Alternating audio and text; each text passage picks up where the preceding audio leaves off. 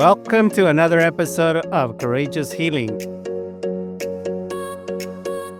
I am the producer and co-host, Victor Escalante. Joining me, as usual, is Adele George. Adele, welcome. Hey, great to be here again and looking forward to today's chat.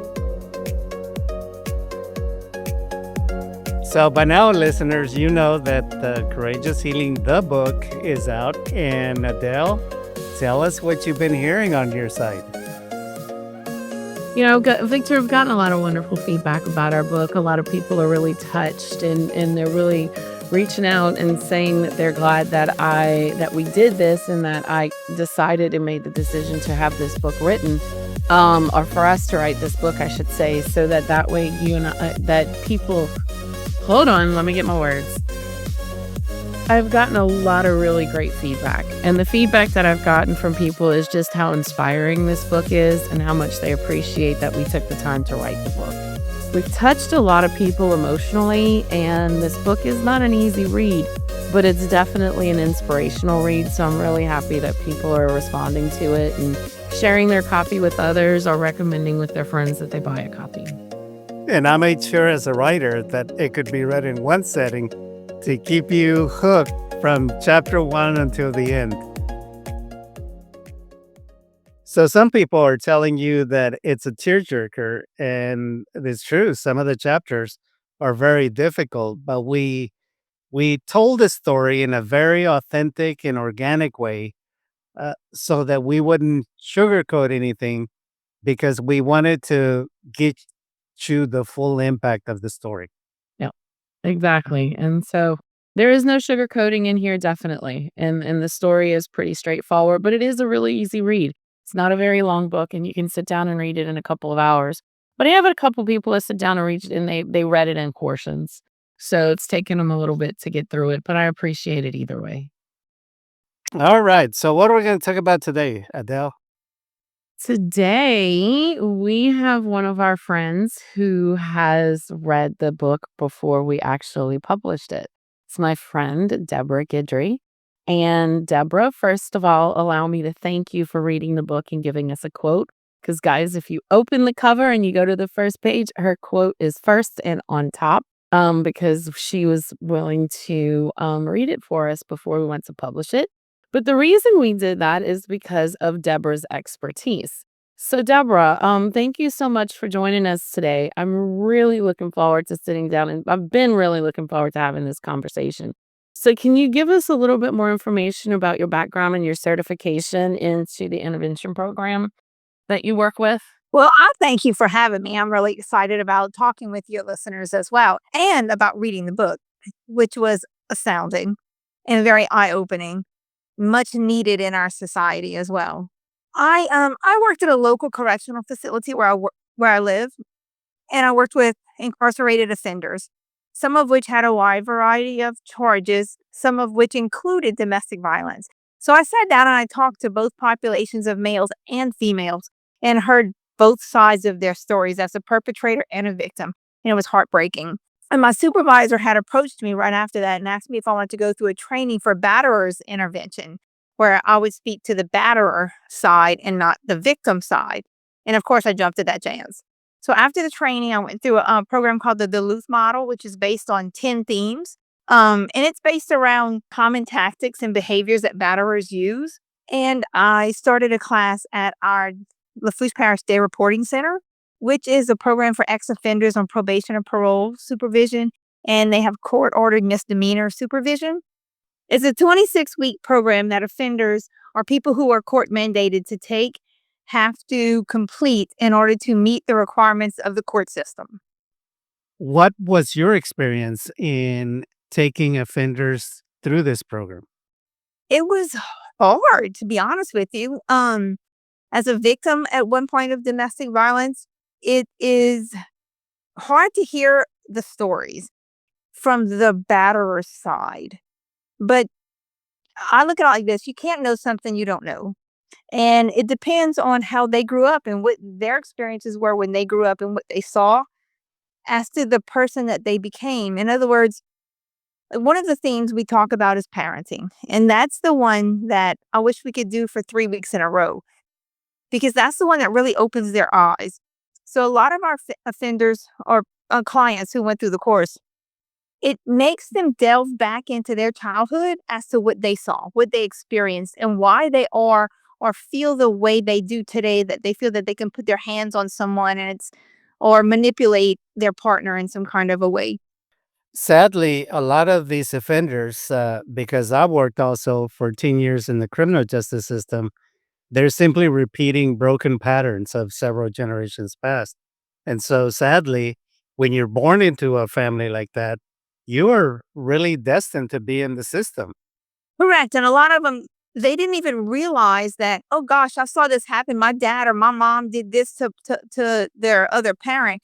They didn't even realize that they were learning from those behaviors. So when they get into the same situation as an adult or in a relationship, they just resort back to what they've known in the past, and if their mom or dad hit let's say their mom hit their dad every time, then they resort back to that same solution because they don't have a proper solution.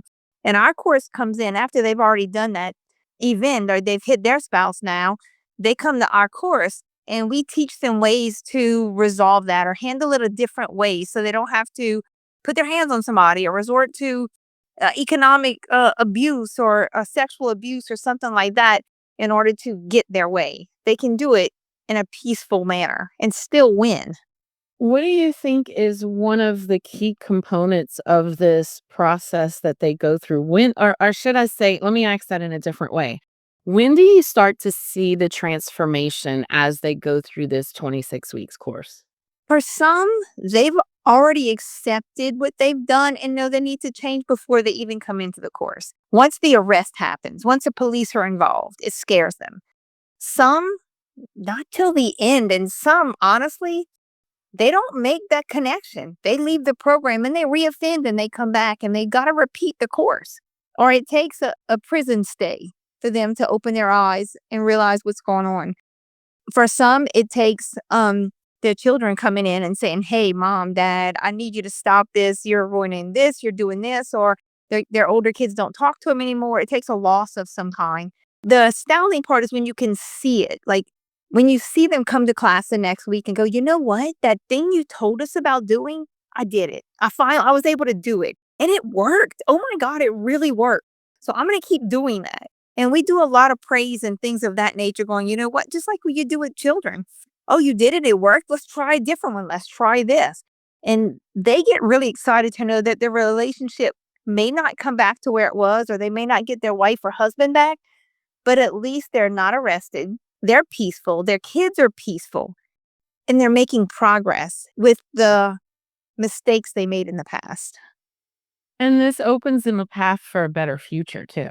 No, it does, but it also opens the eyes of their children who are watching. And I tell them all the time is that if you're a parent, you whether you want to be or not, you are Superman or Wonder Woman because whatever you do, they want to do. Because remember, you're kind of doing what your parents did. So you're teaching them the same path. At what point are you going to stop that cycle of abuse? It stops with you. If you don't want your kids to go through what you're going through right now, then you need to teach them better. You can say it all day long, but they're going to do what you do, not what you say. This is very true. This is absolutely very true. Yeah, I find that very interesting and very intriguing as to the impact of how this program works. And you said that it was 26 weeks long. So is it a different it's a different topic each week, correct? Right. There's one on parenting, which again, that is the most profound one, the one that they really, it's supposed to be an hour and a half, 2 hour class. We could stay for 8 hours and we would still not finish that topic with them. But there's also economic partnership where is another one where um and I'm just going to say the man is the batter, and I know, and you and as well as your listeners know, it's not always a man, Yeah. but just to keep consistency on the talk. So an economic partnership, he's in control of the money. She may get an allowance, or she's not allowed to work, so that he controls all of the funds. She can't leave if she has no money. She can't leave if she has no access to any of that. And that also leads to the other part of that, which is isolation. So if you're not going to work, you're staying at home all day. You're isolated from workmates. In addition to that, you can go into little subtle things like every time she wants to go hang out with her friends or do something with her family, he starts an argument. So she Mhm. doesn't go. And eventually she's going to lose contact with some of those friends.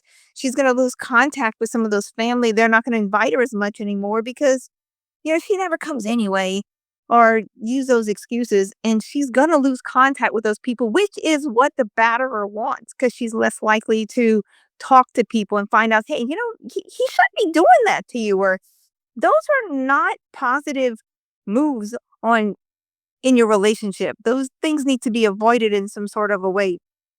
So it's just those little subtle steps that the batterer takes to control her in every realm of the relationship.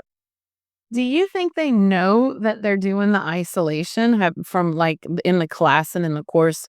Do they realize that they're isolating them, or is it just more of a they're attempting to control them? Or they're aware like, no, I don't want them to go anywhere because I know that they'll find out things that they shouldn't.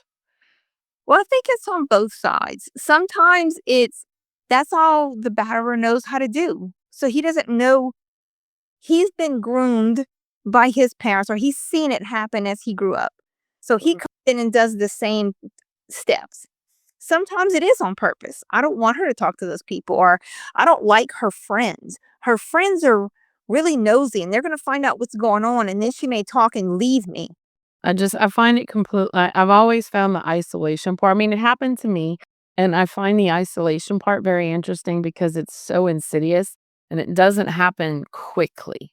And it's very much done with guilt where they're like, you need to be home, you should be staying with me, or you should be taking care of the house or the baby or doing whatever, whatever. And I find that oftentimes that situation is led with guilt. So I find it fascinating how this course really does address the different forms of violence and the different forms of healthy behavior as well. Well, it also, like you just said a second ago, it goes with the guilt. And if you have children involved, I don't think you're a good mom. You should stay home and spend more time with the kids where he's not home. Right. But it's not reversed on him. You're the mom. You're supposed to be doing homework with him and cooking every night and ironing my pants and doing all these things. And you're not a good mom because of this, that, and the other thing, and all the excuses that come along with it. But if there's violence involved, then she tends to be scared to revert it back to him and go, yeah, but you work all day. You're not home. And when you are home, you're watching the ball game and we have to be silent. And those things tend to go on the wayside and it's all put on her as a bad mom. And society also looks at if you have a messy house, oh, you're a bad mom. So she's hearing these things from all these corners and it's not fair to her. And she's taking all that in. Right. So I know that you talk about the things that they do wrong, but you're also, you said a minute ago that you're also giving them guidance on things they can try to do things right or change their behavior and see the results of what happens. Yeah. What are some of the very first things that you teach them to do differently or encourage them? I'd like to say encourage them to do differently. Well, the key, and we always go back to, is the big C word of communication. We talk about I statements. I feel angry when because, and you fill in the blanks. And instead of yelling or screaming, stop, pull that back for a second. And, it goes hand in hand. Domestic violence goes hand in hand with the program. I'm sorry, the program goes hand in hand with anger management as well. But it's communicate how you feel, why you feel this certain way, and have a discussion. I'm going to listen to your side, you listen to my side. But at the end of the day, I can only control myself, my thoughts, my actions, feelings, reactions, and words. I can't control anything she does or my partner does. They're going to control themselves. And you have to see eye to eye or just agree to disagree. But violence isn't the answer. And she can leave and you can leave at any point. Is it worth it to stay? Yeah, so it's putting the offender or the aggressor, to take ownership of their feelings as opposed to accusing the victim for what they're feeling. Correct. And like you just said, taking ownership of what they've contributed to this. And I was people in the class will come back and say, I tried this and she wasn't willing to listen to me and she didn't try it back. And my response is, look how many times you've abused or said things or you've done so much. You expect her to listen to you the first time you try to communicate? It's not going to happen. This it's like a form of PTSD. At some point, she's not listening to you anymore, or she doesn't care what you say. She's so scared of you that she's going to do everything you say, and or she just blocked it out because she's so scared of being hit. Over time, the pattern gets so deeply ingrained that people are on autopilot and predicting what the other person is going to say or do, as opposed to living in a real present time dynamic of listening, really, really listening, actively listening, so that you really understand and have empathy for what the person is going through. Right. One thing I do know is you can't learn empathy. You have to be born with it. You just have to be born with it. And let's say scenario, he comes home from class and he says, you know what? I do want you to get a job. I think that would be great for you to get out. And gets upset because she doesn't go look for a job. Well, you know what? In her mind, that's what I tell him. I said, in her mind, she's worried. Why is he telling me this? I don't trust him. He's done this and this in the past. And if I go to try to get a job, is he going to hit me? What's he going to do? Is he going to retaliate in some kind of way? So she doesn't go because she still doesn't trust you. And I tell them, I said, it's not going to happen overnight. Keep doing it. Keep doing the right thing over and over and over. And eventually it may change. She may see that you're trying to change. It's not going to happen the first time you do it, but you have to believe that you can change. And eventually she's going to see that you can change. What would you say is one of your most proudest moments of working in this program and facilitating this program? Oh gosh, that one's a good one. We had I say offender, he's not an offender, he was in the free world, but he was a client that came into the reporting center completely because he volunteered to come in. He had a cousin that was in the program, and one of our better students, like, he came in knowing he needed to change, but not sure what to do to change. Well, he got so much out of the program, he went home and told his cousin, who was not a batterer. He had no issues with it, from what I remember. He's just having trouble with a relationship, and he wanted to be the best partner he could be. So he volunteered and just came to class every time we had class and was there on time, never late, participated fully. And when I asked him, I was like, so why are you here? He goes, so and so speaks so highly of the program. He's learned so much, and I see the change in him. So I want to be that change agent as well for my family and my kids because he had sons. And I love that. So the cycle's going to stop with those two gentlemen for their sons and their daughters. And another thing I tell them all the time is, as well, is, would you want to be in a relationship? If you had a daughter, would you want her to be in a relationship with somebody just like you? Or do you want your if it's a female, would you want your son to be in a relationship with someone just like you right now? If the answer is no, then what do you have to do to fix that? Because you are Superman or Wonder Woman to them. Yeah. Regardless of how you even talk to them, they still look up to them. Correct. Deborah, I have a question for you. What surprised you the most about people who complete the program? So when they leave the program, I always have an exit interview with them. And I ask them, what's something that you liked about the program, would change about the program, and what's the biggest thing you got out of the program? And the overwhelming response is how to communicate, how to really listen, and not just when somebody says something, they've already formulated their answer. Like, no, if you're really listening to somebody, you don't have an answer until you stop and think about what they say. If you've already formulated your answer and your response before they even finish the statement, you didn't listen to them. Yeah, that's the autopilot, Correct. predicting in advance what you're going to say as opposed to actively listening. You're listening to Courageous Healing Podcast. We'll be right back.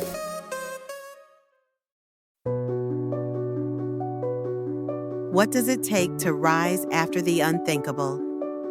Courageous Healing is the powerful true story of Adele M. George, a woman who survived the unimaginable and chose not just to live, but to heal, thrive, and lead. From the shadows of domestic violence to becoming a voice of strength for survivors, Adele takes you on a raw, unfiltered journey of resilience, redemption, and hope. If you or someone you love is on a healing journey, this book is your companion, your inspiration, your proof that survival is just the beginning. Courageous Healing, now available on Amazon. Start your healing. Rewrite your story.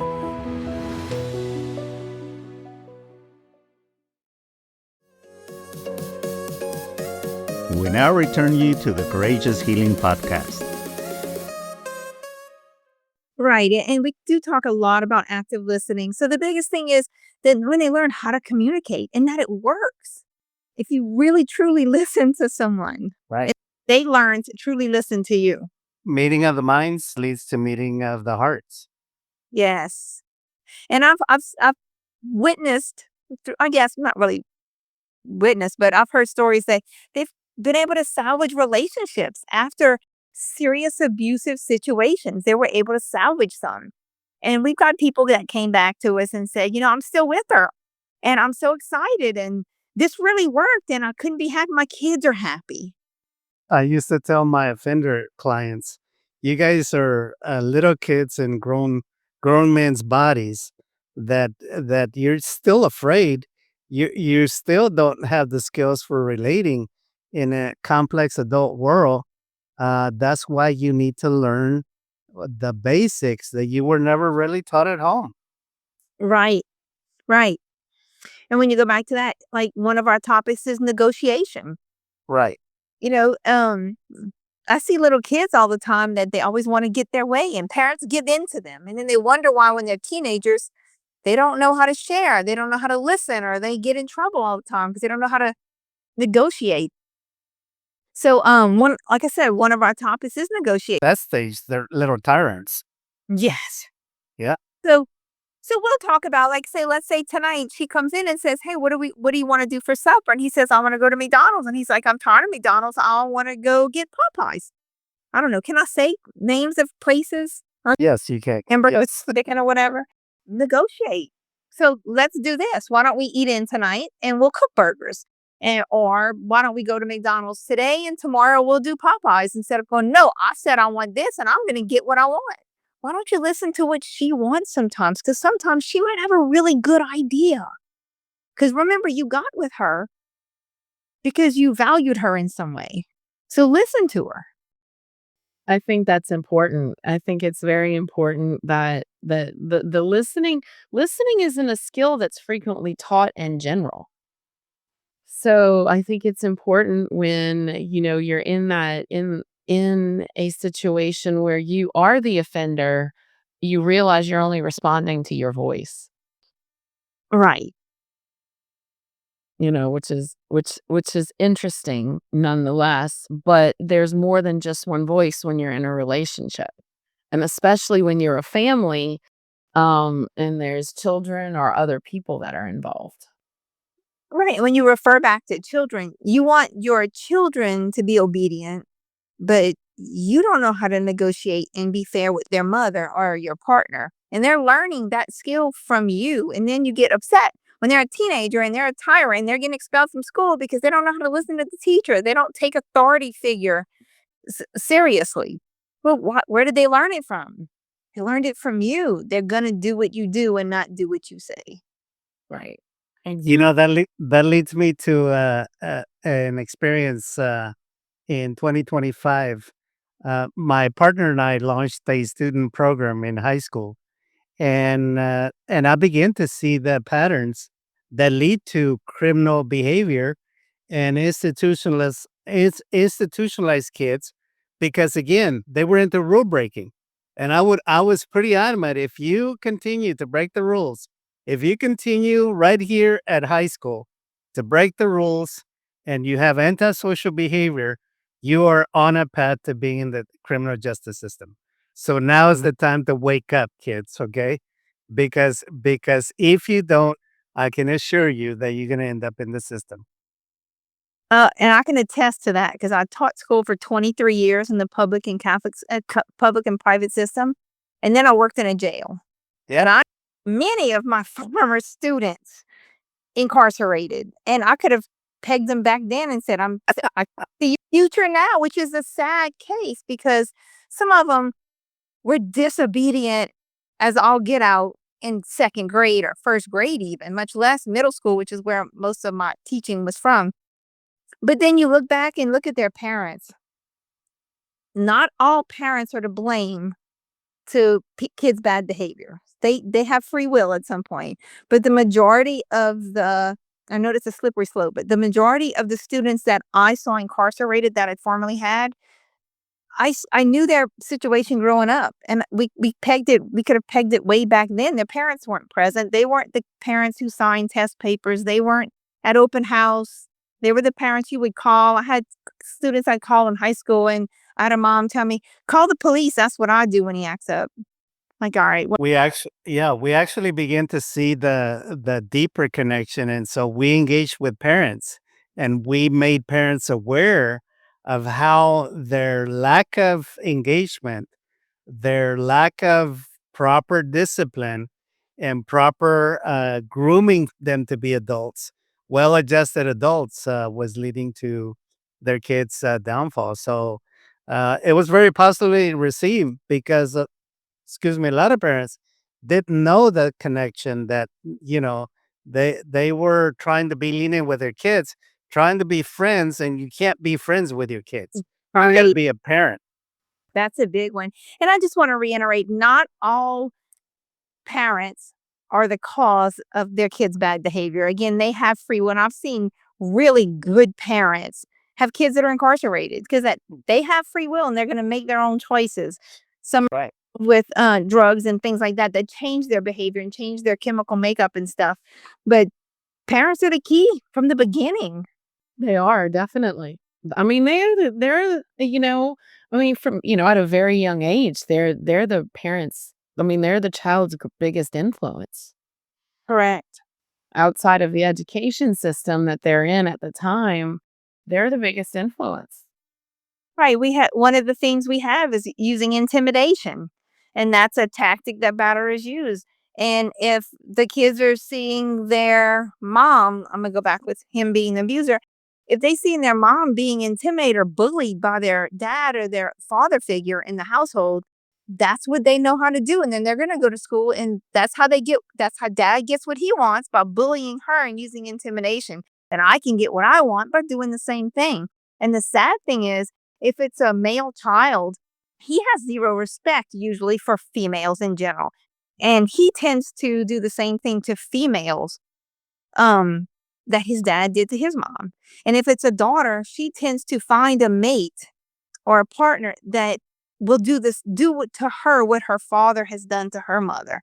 And it's a cycle that's got to stop, but it's got to stop with the person who's involved in it right now so it doesn't continue so the kids can learn better behavior. And even so, to speak of, okay, so my dad was in this situation and he hit my mom or he did this to my mom, and now my dad's a better person. The amount of respect that they gain from their children going, my dad was this, that, and the other thing, and now look at him. I'm so proud of him. So if they get in a situation, they know who to talk to. They know who my dad was in it and he got out of it. It's much more respect too, and they can learn if my dad can change, I can change. If my dad can do this, I can do this. And it goes back again to they want to do what you do and not what you say. Show them change, be the change, and they're gonna want to change.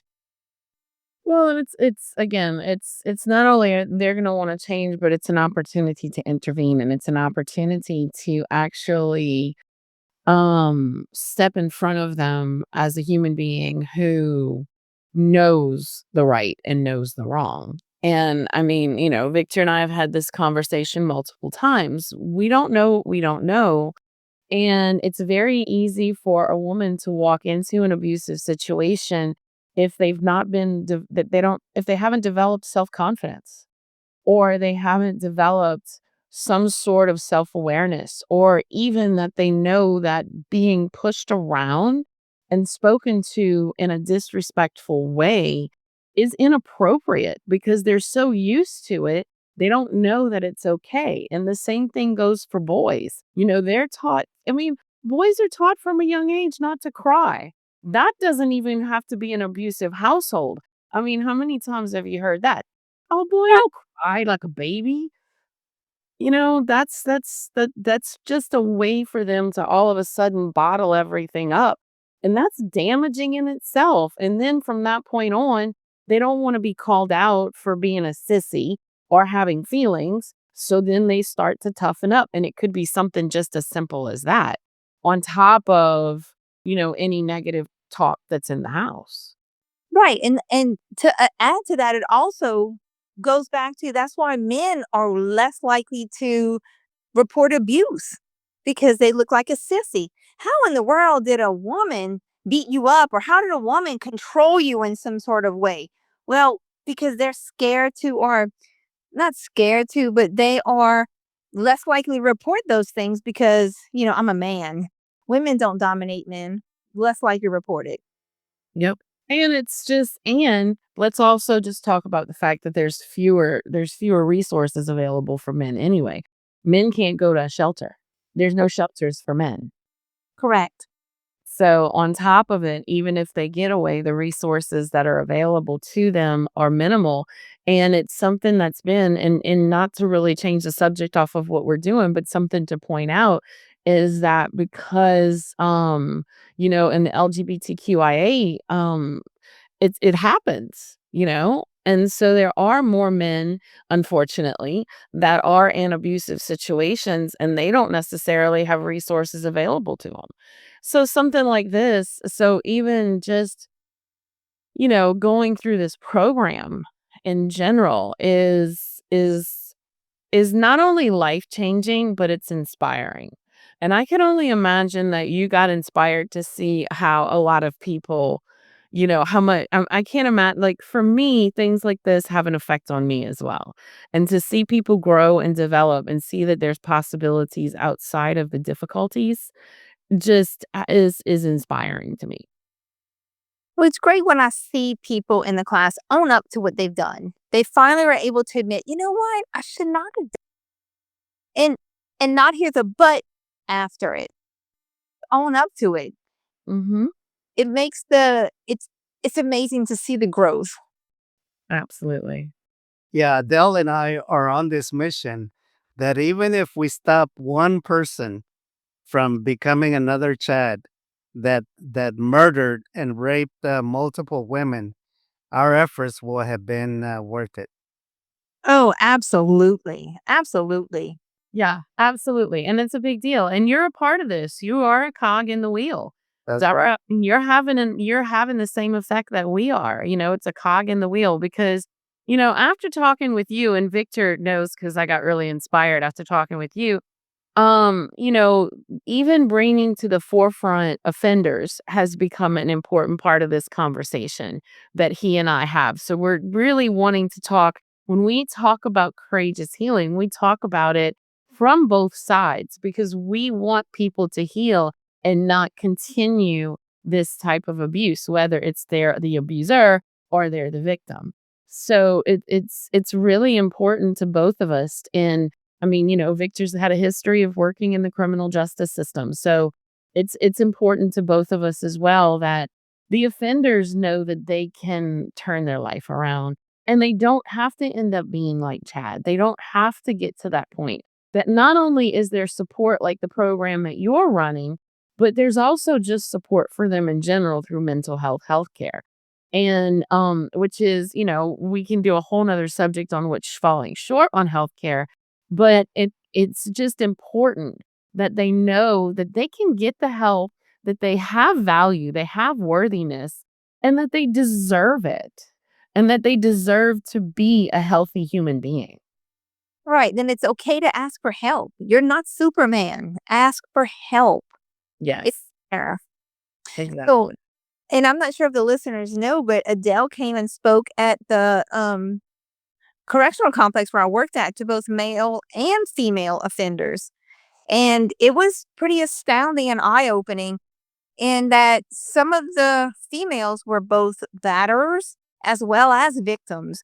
And it was a very open conversation and it was raw. And I don't know if there were many dry eyes in the room after she finished telling her story, but not only telling her story, but not being angry about the whole system, but being forgiving of the fact of he was a victim from the beginning. Chad was a victim Yes. in the system and was not able to get the help that he needed, which led to where he was with Adele and that whole situation. So if a man could, or any batter could find out from the beginning, hey, look, I can get help. I'm not alone in this situation. There are others that came before me. I can do this. I can change from where I am. 100%. Absolutely 100%. And that was one of the things that had the biggest impact on me was to sit there and both talk to both the men and the women because each one left me with a different mark on my heart. And just knowing and knowing the impact that even the hour that I spent with them or two that I spent with them sitting down talking to them, it's just something that can inspire them to live differently and giving them the hope that they can have a better future and they can have a better life and that the change can start right now. Right, but they have to be willing to do the work. They have to put it in. When Adele came and spoke to the reporting center, the majority of our clients at the time were males. We did have females, but most of them in that course were males. And they were upset because they were thinking, oh my gosh, she's going to come in here and she's going to berate us and she's going to be an angry victim. And I don't know if I want to hear this. And after she finished speaking, and that was completely not how she approached the course, they were astounded how brave and amazing of a person you are and how you went through what you went through with no residual anger. And you weren't angry at them, but gave them a way to get out of where they are by asking for help. It's never too late. And to know that they are worth it. Because some of the people have never been told, hey, I care that you woke up today, or you're worth going help, get help. You're worth the change. You are important to this world. Some of them don't view themselves in any high regard at all. And when you approach them with you are worthy of getting this help, again, dry eyes were nowhere to be found in there. And these were grown individuals Mhm. who've a lot in their life. Mhm. Yep, and it's amazing what happens when you can look at a group of people and tell them that they have value and that they're worthy human beings because they've never been told that before. And that was when I literally left the facility and I called Victor and I'm like, first of all, let's write the book. Secondly, yeah, I literally got in the car and called him from the park. I remember that. I Yep. remember that. But then secondly, the fact that it's still for both of them, talking to both the men and women, and to sit in that room at that table and just look at the entire room and tell them that they're worthy and they had value made me realize that the majority of both rooms, they had never been told that in their life. And I think that that is something that we need to do or that we've gotten away from and that we need to do more now is just remind people that they're worth it and that they have value and that they are good, even though they may have some intrinsic bad things. Correct. We've all made bad choices in life. We've all done things that we regret. But at the end of the day, I know who I am and I'm good. Right. But some people were never told that. They were never valued. They were never, nobody cared if they woke up that morning. And that's Mhm. a bad situation for some individuals, but they have to find their own happiness. And if they can, if they believe in any sort of way that they're worth it, they can do better. Absolutely. Deborah, this has been wonderful. I mean, thank you so much for coming on to talk about the program. I think it's an important program, and I think the work that you have done and that you want to do in the future is so important. And we're all here together and we're all on the same mission. And it's just for people to know that they're worth it and that they can heal. And, it's courageous. It's courageous of you to stand up and do this. So thank you. And thank you for reading the book. And I still really appreciate the quote. Oh, I appreciate it. I thank you for allowing me or trusting me to read it before the rest of the world got to, because again, I knew your story because we've been friends for a while. I knew your story, but not the detail that is in the book. And some of the things in the book I didn't know. Even though you Mhm. talked to my groups a couple times, there were still things in there that I didn't know. And I'm just so proud of you for speaking up and speaking up on behalf of all the people who have never spoken their story or never told their testimony or are still in it and don't know how to get out of it. So thank you. You're welcome. Thank you for joining us, Deborah. And you have a open invitation to come back and keep us abreast of your work. Thank y'all. Thanks, Deborah. We're going to have to leave it there, friends. Until next time, go out and have a great week.